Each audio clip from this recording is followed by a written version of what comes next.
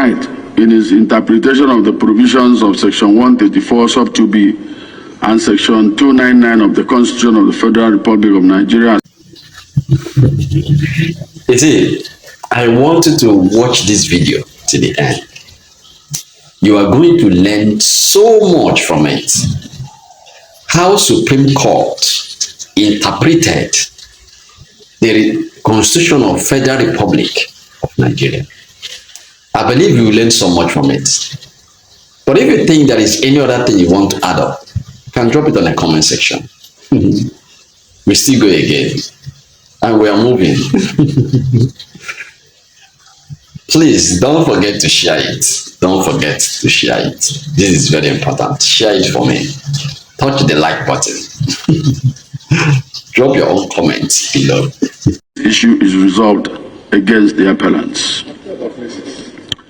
The second issue is whether the court below was right in his interpretation of the provisions of Section 134, Sub 2B, and Section 299 of the Constitution of the Federal Republic of Nigeria as amended, in holding that securing 1/4 of the total votes cast in the Federal Capital Territory, Abuja, is not a constitutional requirement for the valid return of a candidate as duly elected President of the Federal Republic of Nigeria.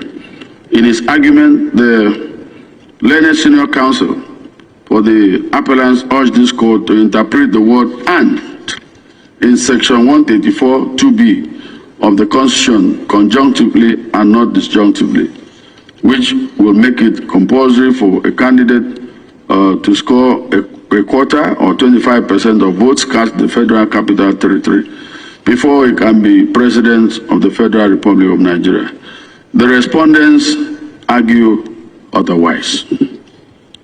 My noble lords, on pages 8234 to 8235 of Volume 10 of the Record of Appeal, the lower court made the following decision, and I quote, "As expressly stated in Section 299 of the Constitution for the purposes of fulfilling the requirements of Section 134 Sub 2B of the Constitution for the return of a presidential candidate as duly elected, the Federal Capital Territory, Abuja, is to be treated as one of the states in the calculation of 2/3 of the states of the Federation, such that if the candidate polls 25% or 1/4 of votes in 2/3 of 37 states of the Federation, FCT inclusive, the presidential candidate shall be deemed to have been duly elected, even if he fails to secure 25% of the votes cast in the Federal Capital Territory,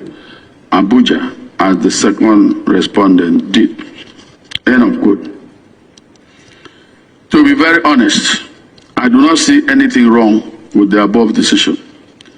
It is basic that one of the vital concerns of interpretation of statutes is that a court of record should be minded to make broad interpretation, or what is sometimes referred to as giving SEM a liberal approach.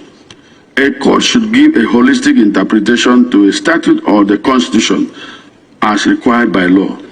Probably I may add that a court must give the Constitution or a statute a purposeful and people-oriented interpretation. What I'm trying to say is that in interpreting the Constitution or any statute for that matter, a narrow and selfish approach should be avoided. The duty of the court in interpreting statute should be in such a way that it serves the generality of the people and not for a select few. It is trite that the legislature does not intend creating injustice or an absurdity. Hence, the court must always adopt a construction or interpretation which will not reduce legislation to futility and absurdity. See Governor of Kwara State and Dada, citation supplied. Let me drive this matter home. The poster rendered by the learned senior counsel for the second respondent in their brief comes handy. Assuming that a candidate scores the highest number of votes in a presidential election and has 25% on 1/4 of votes in 30 out of 36 states and Abuja, but failed to secure 25% in the FCT. Are we saying that he cannot be president? Is that what the Constitution intended? I don't think so. The court below made it very clear when it held that if the framers of the Constitution had wanted to make the scoring of 1/4 of votes cast in the Federal Capital Territory a specific requirement for the return of a presidential candidate, they would have made that intention plain by using words that clearly separate the scoring of 1/4 of votes in the Federal Capital Territory as a distinct requirement. End of quote. The above decision of the lower court is unassailable, and I have no difficulty in agreeing with it. I see no merit in this issue, and I resolve it against the appellants. Issue 3 calls on this